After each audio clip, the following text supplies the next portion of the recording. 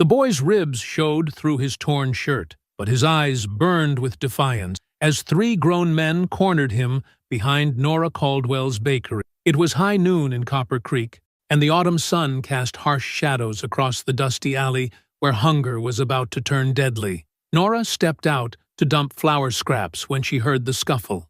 Deputy Marshal Wade Langston had the child by the collar, shaking him like a rag doll while Baker Thompson and mine foreman Curtis Valentine watched with cruel satisfaction. The boy couldn't be more than 12, all bones and dirt, with hair so matted it looked like straw. She thought about walking back inside. Smart women in Copper Creek minded their own business, especially widows trying to keep their shops afloat. But something in the child's face reminded her of her own son, dead these 3 years from fever. Nora's hands trembled as she gripped her apron. Every instinct screamed at her to turn away, to protect the fragile life she'd built from the ashes of her marriage. But those hollow cheeks, those desperate eyes.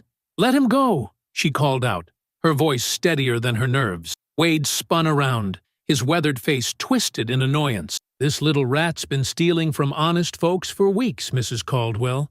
Time he learned what happens to thieves in a civilized town." The boy's stomach growled so loudly it echoed off the brick walls. Nora saw the shame flood his features, watched him try to disappear into himself. She'd seen that look before, in her own mirror, after the funeral, when the whole town whispered about the poor widow who couldn't even keep her child alive. "What did he steal?" she asked, stepping closer despite every warning bell in her head. Baker Thompson held up a single biscuit, barely bigger than his palm. "Took this right off my cooling rack. That's theft, plain and simple." The absurdity hit her like a slap. 3 grown men terrorizing a starving child over a biscuit that cost 5 cents. But she knew this wasn't really about theft. This was about power, about showing everyone in Copper Creek what happened when you didn't have money or a man to protect you. Nora reached into her apron pocket and pulled out a silver dollar, more money than she could spare. "Here, for the biscuit and any trouble." Wade's grip tightened on the boy's collar. "Now hold on, Mrs. Caldwell. You can't just go buying off every little criminal who—" "His name is Tobias," the boy whispered, so quietly she almost missed it. "Tobias Mercer." The surname hit the 3 men like a physical blow. Thompson actually stepped backward, his face draining of color. Wade's hand loosened on the collar as he exchanged a meaningful look with Valentine. Nora caught the reaction, but couldn't make sense of it. Why would a surname matter so much to these men? What did they know about this child that made them suddenly uncomfortable? "Take your dollar and keep it," Wade said, his voice different now, uncertain. "But boy, you stay clear of Main Street from now on. You hear me?"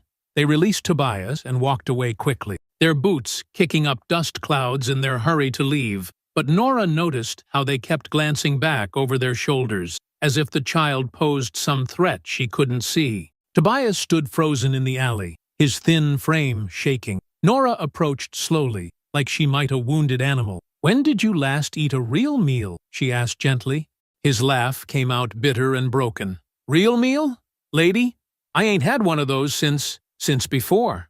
"Before what?" But Tobias just shook his head, backing toward the alley's mouth. "You shouldn't have done that. Shouldn't have helped me. They'll remember, and they'll make you pay for it." "Who will make me pay?" "What aren't you telling me?" Fear flickered across his features, but underneath it was something else. Recognition, as if he knew exactly why those men had reacted to his name, and why that knowledge could destroy them both. Nora spent the rest of that afternoon watching Tobias devour 3 loaves of bread, 2 apples, and a jar of preserves, like he hadn't seen food in weeks. Which, she realized with growing horror, he probably hadn't. She'd brought him inside through the back door, away from prying eyes on Main Street. But even in the safety of her kitchen, the boy kept glancing toward the window, his body coiled tight as a spring ready to bolt. "Your family name," she said carefully, refilling his glass of milk. "Those men recognized it." "Why?" Tobias stopped chewing, his jaw working slowly around a mouthful of bread.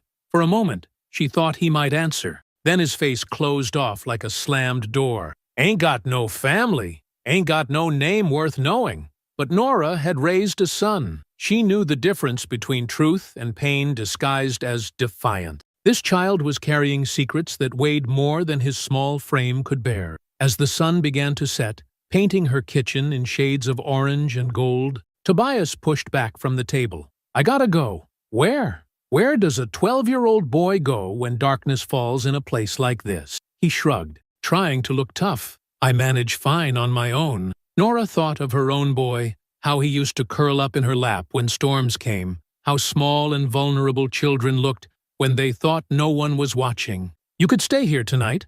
I have a spare room upstairs." The longing that flashed across Tobias's face was so naked, so desperate, it nearly broke her heart.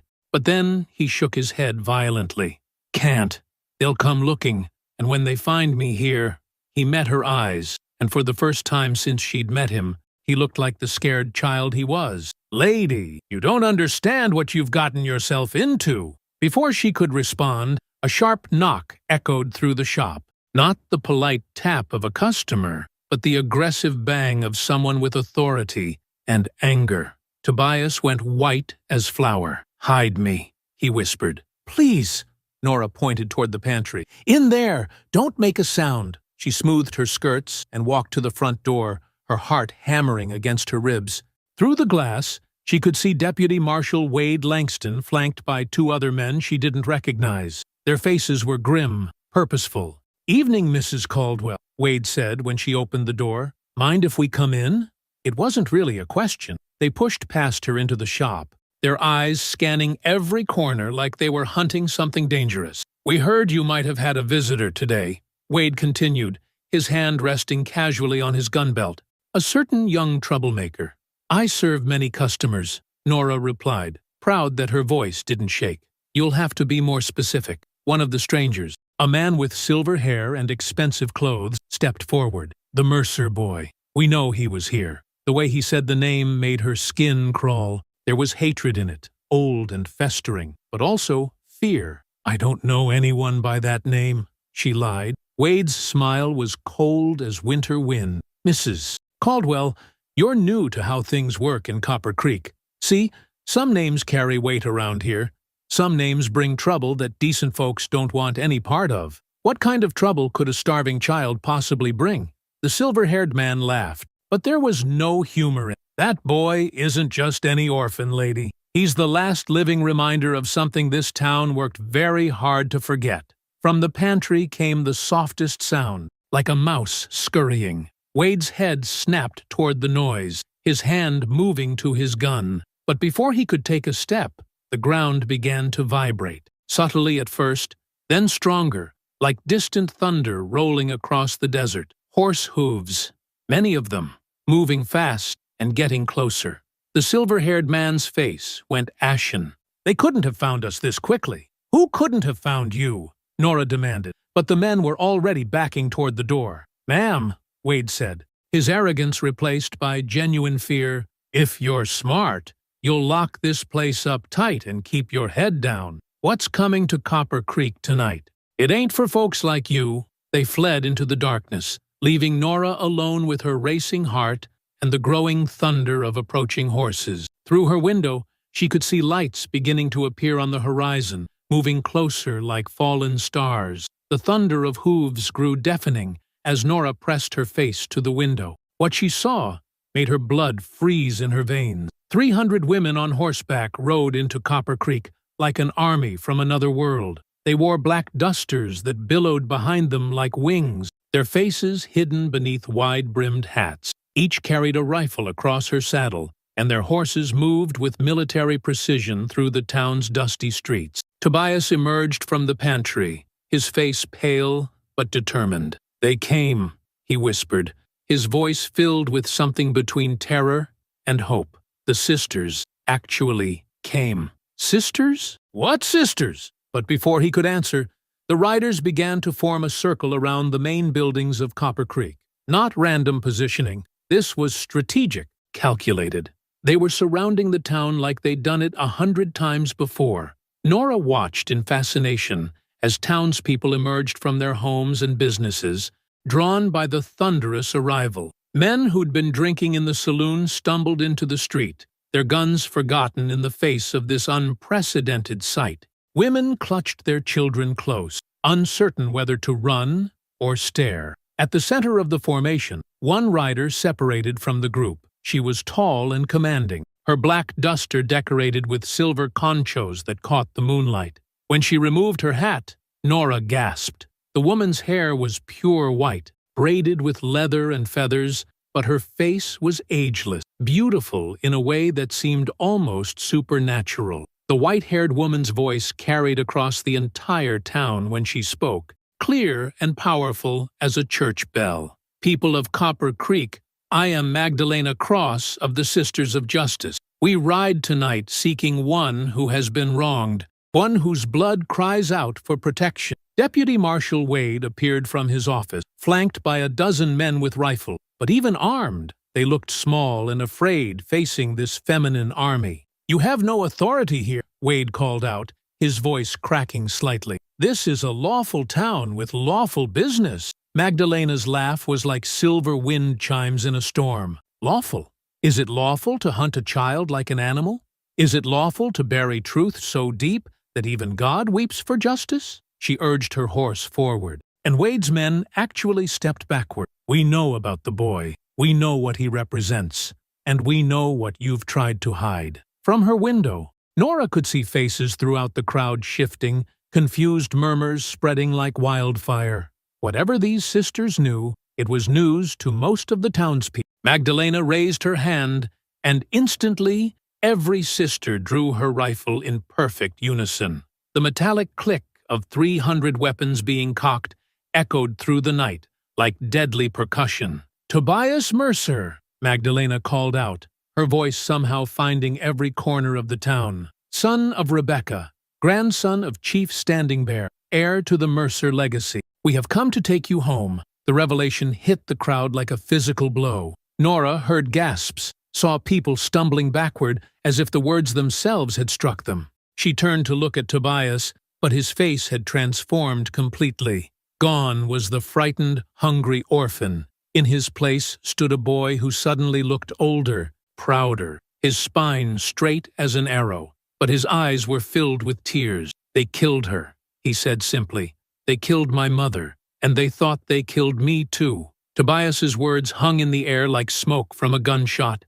Nora felt the world tilt beneath her feet as pieces of a horrible puzzle began clicking into place. Your mother, she whispered. Rebecca Mercer. What happened to her? But outside, Magdalena Cross was already answering that question for the entire town. Her voice cut through the night air like a blade through silk. 5 years ago, Rebecca Mercer came to this town seeking justice for her people. She carried documents proving that the Copper Creek mine was built on sacred burial grounds, stolen from the Lakota, through forged treaties and murdered witnesses. The silver-haired man from earlier, the one who'd been hunting Tobias, stepped forward from the crowd. His face was ashen but defiant. That woman was a half-breed troublemaker, spreading lies about legal land purchase. Magdalena's laugh was colder than winter death. Legal, Chester Whitmore. Is that what you call bribing officials and murdering tribal elders? Nora recognized the name now.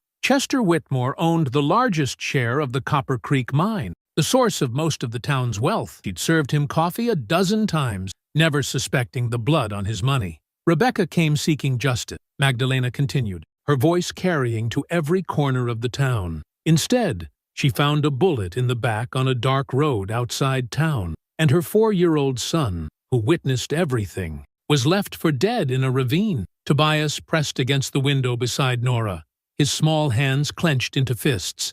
I crawled for 2 days before someone found me. Spent 3 years in an orphanage in Denver, too scared to tell anyone my real name. When I finally came back here, looking for answers, looking for justice, they tried to finish what they started. Nora finished, understanding flooding through her. Outside, the confrontation was escalating. Chester Whitmore had pulled a gun, and several of his men followed suit. But the sisters didn't flinch. If anything, they seemed to welcome the threat. You want a war, old man? Magdalena asked, her rifle trained steadily on Chester's chest. Because that's exactly what you'll get if you don't start telling the truth. Deputy Marshal Wade stepped between them, his badge glinting in the moonlight. Now see here, this is still my town, and I won't have... A single shot cracked through the night. Wade's hat flew off his head, revealing the gray hair beneath. The bullet had missed him by inches, a warning that couldn't be ignored. Magdalena hadn't moved, but smoke drifted from the barrel of her rifle. "Your town deputy? Funny thing about that. We did some research before we rode in here. Turns out you've been taking payments from the mine for 5 years, same amount of time since Rebecca Mercer died." Wade's face went white as fresh snow. Around the square, townspeople began murmuring, putting together their own pieces of the puzzle. The deputy they'd trusted, the mine that employed half the town, the mysterious death of a woman most of them had never heard of. "She's lying," Wade said, but his voice cracked like thin ice. "I never took no bribes." One of the sisters rode forward, holding up a leather saddlebag. "Bank records say different, deputy. $50 a month, every month, since Rebecca Mercer's murder. Funny how that's exactly what Chester Whitmore pays for protection services." The crowd was turning now. Nora could see it in their faces, the shift from confusion to anger to betrayal. These people worked hard for honest wages, trusted their leaders, raised their children to believe in justice. Learning that their town was built on murder and lies was tearing something fundamental apart. Chester Whitmore raised his gun toward Magdalena, his face twisted with rage and desperation. "You have no proof of anything. No court in the territory would take the word of a bunch of outlaw women over respected businessmen." Magdalena smiled then, and it was beautiful and terrible at the same time. "Who said anything about courts, Chester?" That's when Nora noticed something that made her heart stop. Every single sister had her rifle trained on a different man in the crowd. Not random targets, but specific ones, as if they'd known exactly who they were hunting before they'd ever set foot in Copper Creek. The standoff stretched like a taut wire ready to snap. 300 rifles against maybe 30 townsmen, but the real battle was being fought in the hearts and minds of the people watching. Nora saw it happening in real time. Faces she'd served coffee to every morning were turning from confusion to recognition, to horror. These weren't outlaws disrupting their peaceful town. These were women seeking justice for crimes that had been hidden in plain sight. "Listen to me, all of you!" Magdalena called out, her voice reaching every corner of the square. "The Sisters of Justice aren't here to hurt innocent people. We're here for the guilty. We're here for the men who thought they could murder a woman and her child for money and power." Baker Thompson stepped forward from the crowd, his face twisted with desperate anger. "You can't just ride into our town and start making accusations. Rebecca Mercer was just some drifter woman. And her brat." Another gunshot cracked through the night. This time, the bullet struck the ground inches from Thompson's feet, sending up a spray of dirt and pebbles. The baker stumbled backward, his face white with terror. "That woman," said a new voice from among the sisters, "was my daughter." The rider who spoke removed her hat, revealing features that were unmistakably similar to Tobias. High cheekbones, dark eyes, and an aura of quiet strength that spoke of Lakota heritage. But her face was marked by years of grief and rage. "My name is Sarah Standing Bear," she continued, urging her horse forward. "Rebecca was my only child, and that boy you've been hunting like an animal is my grandson." The revelation sent shockwaves through the crowd. This wasn't just about justice anymore. This was about family, about blood, about a grandmother who'd spent 5 years tracking down her daughter's killers. Tobias pressed against the window beside Nora, tears streaming down his face. "Grandmother," he whispered. "She found me." Chester Whitmore's desperation was palpable now. He swung his gun wildly between the sisters, searching for any advantage. "You have no authority here. This is American territory, not some savage reservation." The words had barely left his mouth when Sarah Standing Bear's rifle spoke.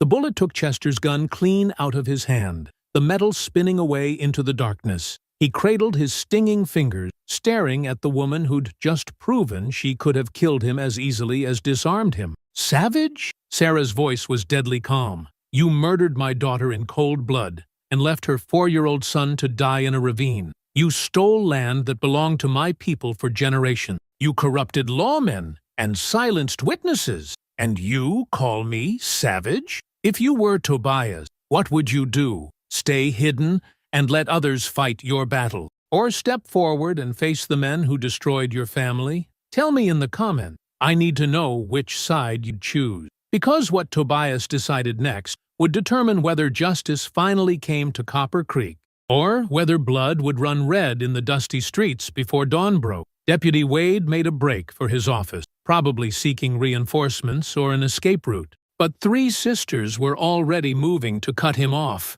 their horses dancing around him like wolves around trapped prey. The circle was closing. The guilty were being separated from the innocent. And somewhere in her kitchen, Nora realized she was about to witness either the greatest act of justice she'd ever seen or the bloodiest massacre in Copper Creek's history. Tobias stepped away from the window, his young face set with a determination that made him look far older than his 12 years. Nora reached for him, but he shook his head.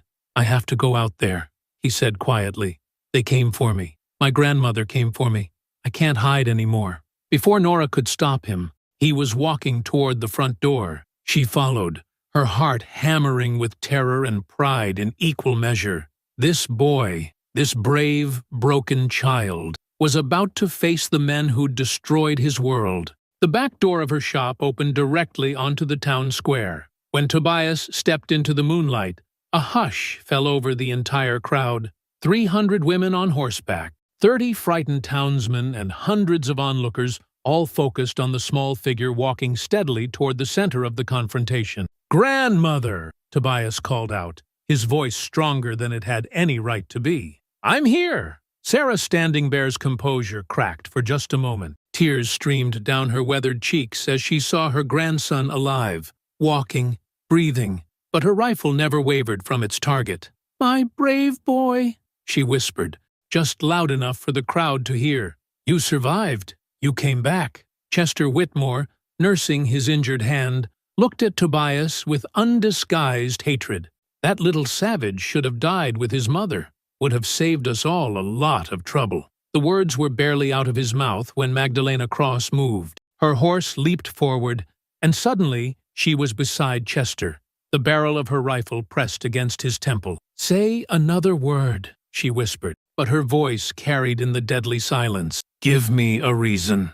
But Tobias had stopped walking. He stood in the center of the square, looking small and vulnerable under the vast night sky. When he spoke, his voice carried across the entire town. "5 years ago, my mother came here seeking justice for our people. She had papers, documents, proof that this mine was built on stolen land, sacred burial grounds where my ancestors rest." He turned to face the crowd of townspeople, many of whom worked in the very mine he was talking about. She didn't come seeking war. She came seeking what was right. She wanted to make a deal, find a way for everyone to prosper without dishonoring the dead. Chester spat blood into the dirt. "Your mother was a half-breed troublemaker who didn't understand how the world works."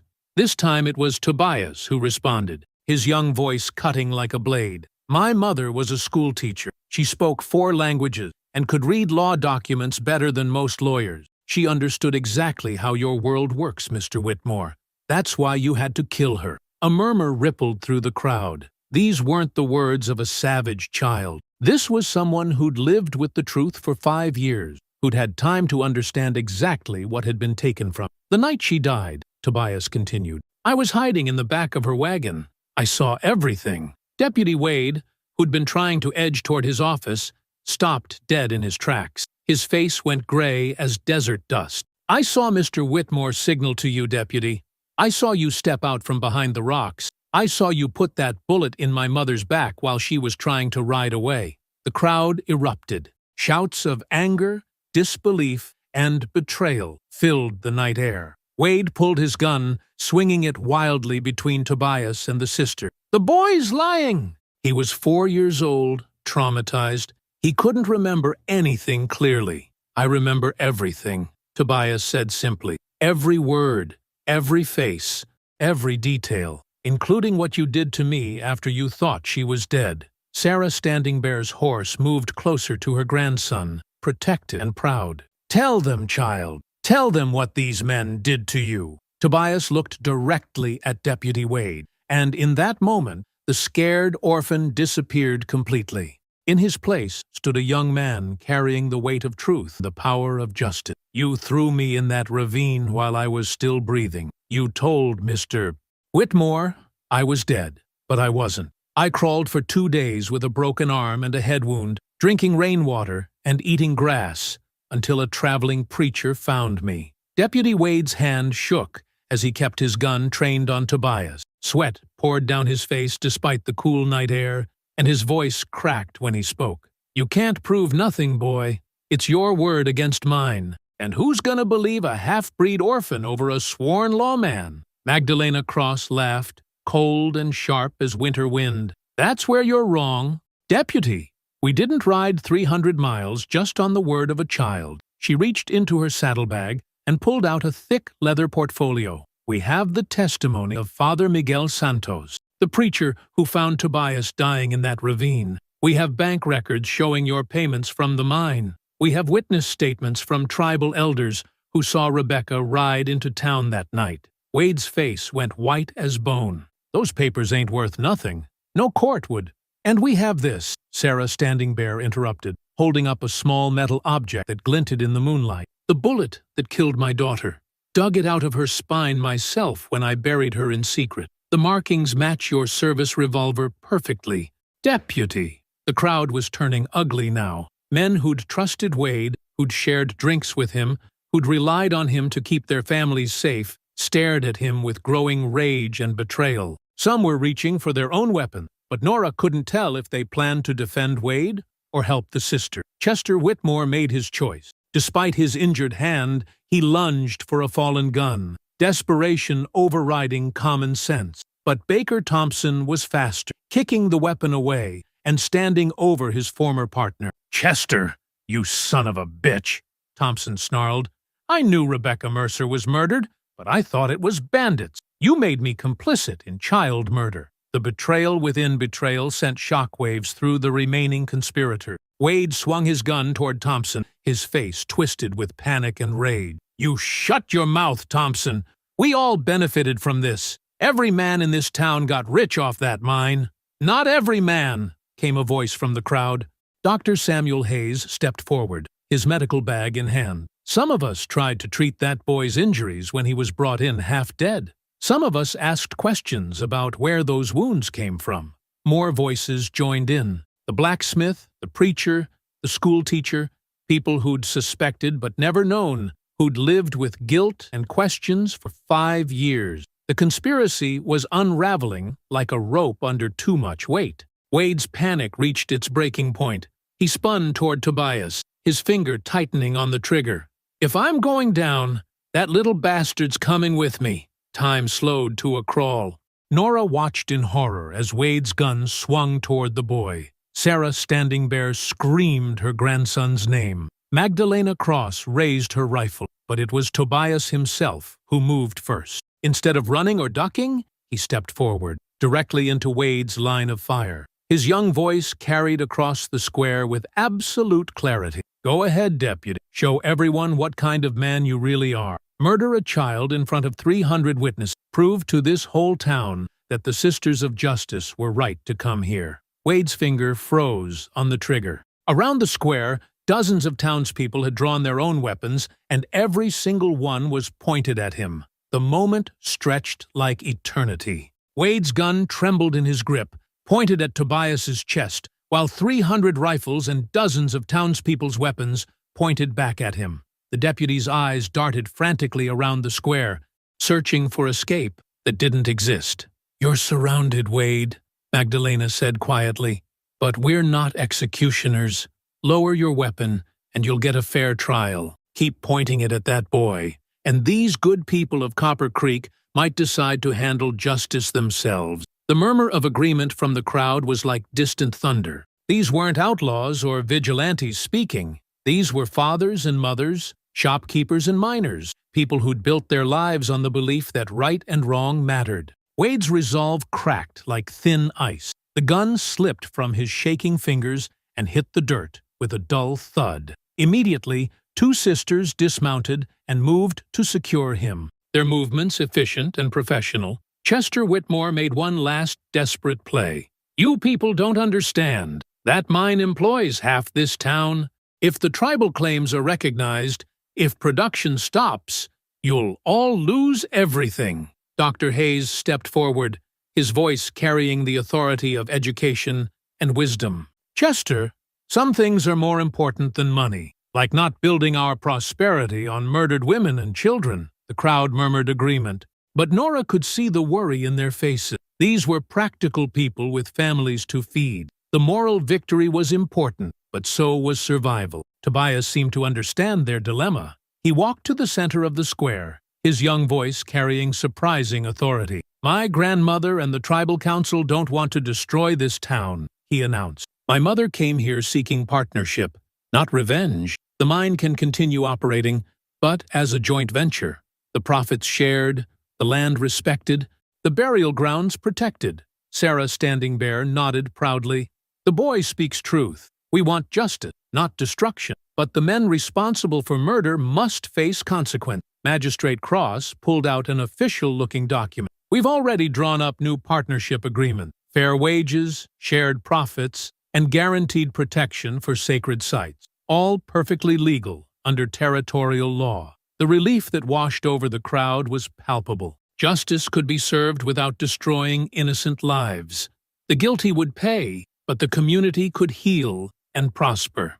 As dawn began to break over Copper Creek, Wade and Chester were loaded into a prisoner wagon, bound for the territorial capital and proper trial. The bank records, witness testimony, and physical evidence would ensure conviction. Tobias stood beside his grandmother's horse, no longer the frightened orphan who'd begged for bread yesterday. He looked up at Nora, who'd remained by her shop throughout the long night. "Thank you," he said simply, "for the bread, for the kindness, for not turning away when it would have been easier." Nora knelt down to his level, tears in her eyes. "What will you do now?" "Go home," he replied, gesturing toward the riding women who'd become his family. "Learn my people's ways, honor my mother's memory, make sure this never happens again to anyone else." Sarah Standing Bear offered Nora her hand. "You showed kindness to my grandson when he had nothing. That makes you family to us. You'll always have a place among the Lakota if you need it." If you're enjoying the story, subscribe to the channel. As the Sisters of Justice prepared to ride out, their mission complete, Magdalena Cross approached Nora one final time. "You did something remarkable yesterday," she said. "You saw a hungry child and fed him, not knowing it would change everything. That's how justice really works.